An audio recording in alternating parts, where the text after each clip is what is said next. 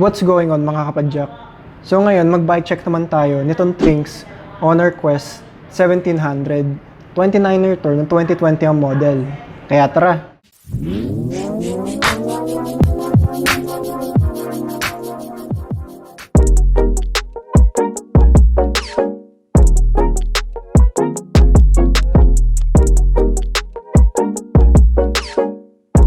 Okay, so ito naman yung bagong MTB ng Trinx na 29er, tapos carbon na.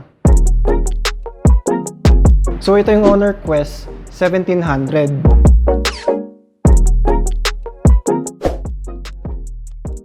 Gawa sa T700 carbon fiber ang bike na to.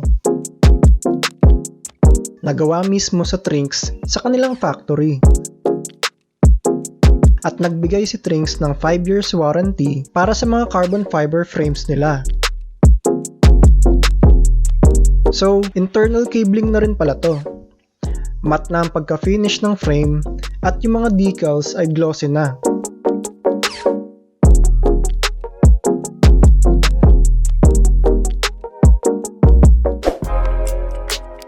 Di bale, naka-Airfork na rin pala to na Trinx branded.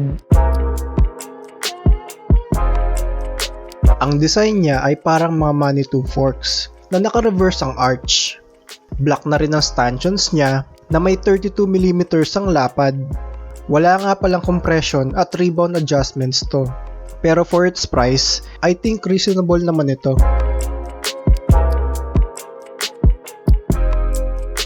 Tapos may lockout na rin pala to.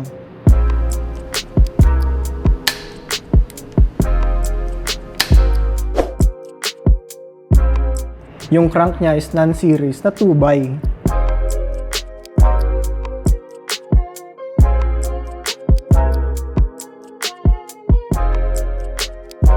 Tapos, yung FD niya is Shimano Deore na.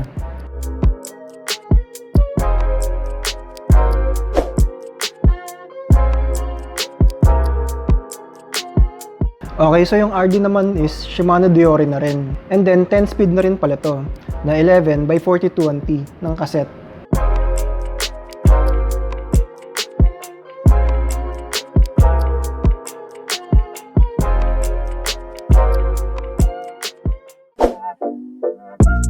Yung cockpit naman niya is alloy na, pati yung stem naman niya is naka-negative na, nakababa.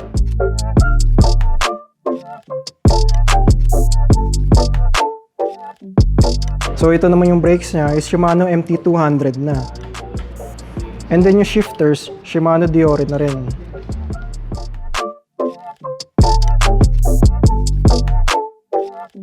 Yung rotors naman niya, 180mm sa harap.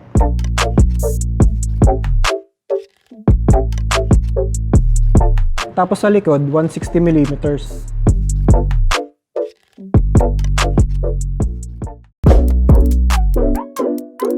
Alloy na yung rims, tapos yung tires naman naka-maxi space na 29x2.10 ang lapad.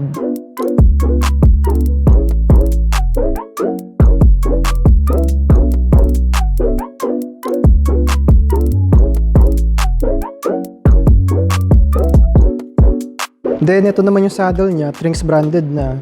Tapos may kasama na rin siyang pedals.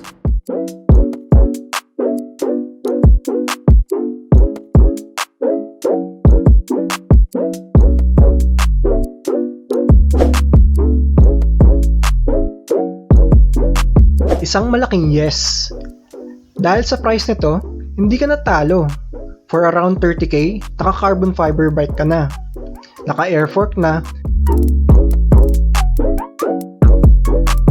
At naka-Shimano Deore Drivetrain na.